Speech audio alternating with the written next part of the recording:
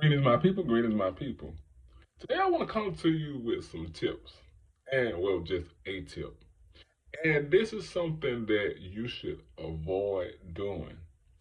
And it really takes time, and it really takes you to become aware that you're doing it. And you have to have good discernment because I'm not saying that this doesn't happen. I'm not saying that, you know, you're overreacting. But what I'm saying is understand when to do it and when it's happening and when it's not. And that's kind of like the self sabotage of basing everything on your condition. And what I mean by that, like, say somebody goes ghost on you. Now, we have a history of that happening, right? But listen to what I'm saying. Say someone goes ghost on you, or say someone um changes up the pattern in a relationship, right? Or a friendship, however, whatever kind of ship, right? And sometimes it's quite a natural thing for you to think, oh, they're doing this because of my disability. Now, this may be true. I'm not saying that this is not true. This is why I say you must understand when to use the discernment of when it's happening and when, and that might not be what it is. Because sometimes what you can do is you can ruin a friendship, or you can ruin a would-be relationship based on past trauma of this thing happening to you. So either way, it's about you healing.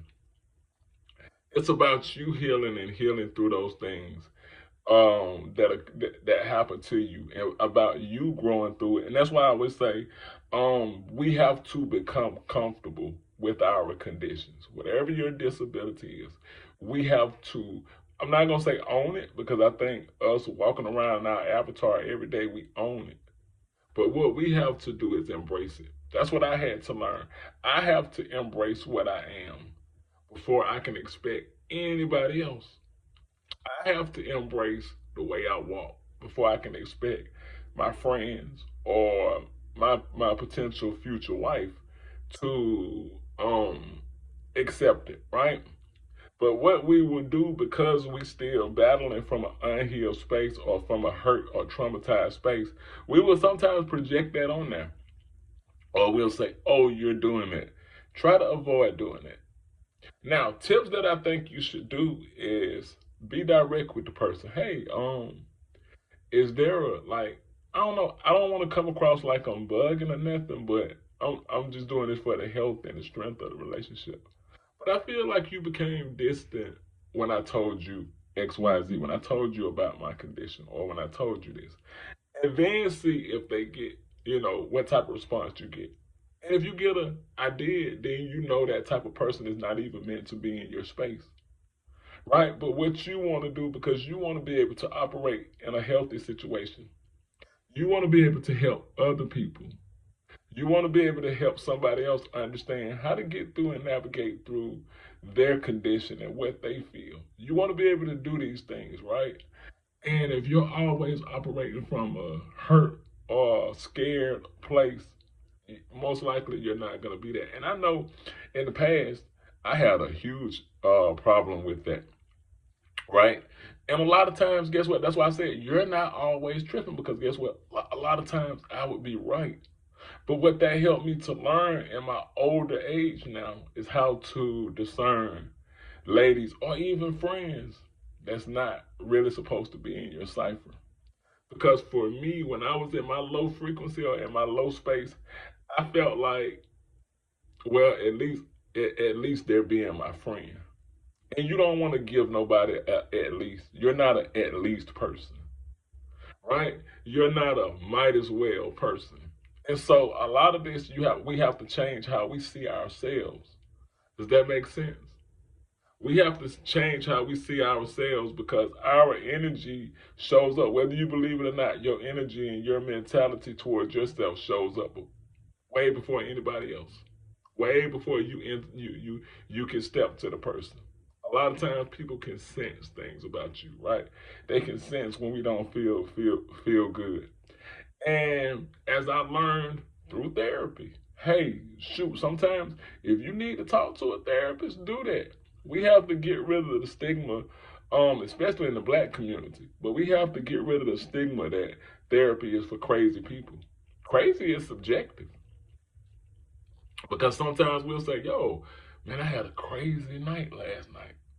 Crazy can be used in a lot of different ways. Yo, that was a crazy incident, wasn't it? Right? So it's more so like a something that describes things, right? Um, but yeah, avoid doing that. Avoid doing that. Avoid doing that for your growth, and avoid doing that for the people that surround you, right? Because that's the real self-sabotage key. That's a key to sabotage. And like I said, you might have grounds for the way you feel, but that's why we have to do the inner work. That's why we have to do the inner work. That's why we have to show the beauty of having disabilities. That's why we have to show, okay, just like I'll give you a example before I get out of here. The other day I was on the way to get me something to eat, and the exterminator was in the neighborhood, right? And he was on my side of the building. I said, hey, and he'd been to my unit before because they just do this for the complex, right? And I said, hey, are you coming to my unit? He says, what's your unit? I give him my unit number. And he says, yeah, they got you on schedule. I said, well, hey, okay, cool. Well, give me an ETA of before you get to my unit. He says, I said, because I'm going to get something to eat. And I'm in my car, right? And he says, I'm going to get something to eat. Give me an ETA. He said, well, I have a key if it's cool to enter. I said, well, yeah, it's cool because I've seen them a few times, right? I said, well, it's cool. Just remember, I got cats. And when I said I have cats, that jogged his memory of actually who I was, right? And he said, he paused. I said, what's up? He said, you driving? And he kind of smirked. And I said, yeah. He said, and I could see the wheels turning in his head, right? And he was trying to figure out how to say something without being offensive, right? This is why I say you have to have discernment, and you have to kind of like read the scene or read the room or read the atmosphere. He says, totally left field. He says, you people be lying. I said, what? He said, well, no, I shouldn't say that. He said, but I thought you had a wheelchair. I said, well, yeah. He says, well, no, I shouldn't say that. It's just, y'all are way more capable than I give y'all credit for. I said, okay. Right now, the old me, it would have turned to a thing. But that's his level of ignorance. That's his level of not even understanding, because he said, y'all. He grouped us and lumped us all in this one thing. Because the way the world sees you, that if you're able to perform a task, well, you're not really, no, this is really how I walk. But the fact that I'm able to drive a car, that doesn't mean that I don't need help with life. But that's the way people think. That's the way people interpret disabilities, right? So we know we have those type of people, right? But this is where you have to learn to grow and accept who you are.